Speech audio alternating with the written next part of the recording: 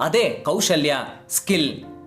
ಒಬ್ಬ ಉತ್ತಮವಾಗಿ ಕೃಷಿ ಮಾಡ್ತಾನೆ, ಅವನಿಗೆ ಉತ್ತಮ ಬೆಳೆಗೆ ಮಳೆ, ಬಿಸಿಲು, ಮಣ್ಣು ಯಾವ ಥರ ಇರಬೇಕು ಅನ್ನೋದು ಗೊತ್ತಿದೆ, ಹಲವು ವರ್ಷಗಳ ಅನುಭವ ಇದೆ, ಕೃಷಿ ಬಗ್ಗೆ ಅಪಾರ ಜ್ಞಾನ ಇದೆ ಅಂತಂದ್ರೆ ಅವನಿಗೆ ಕೃಷಿಯ ಕೌಶಲ್ಯ ಇದೆ.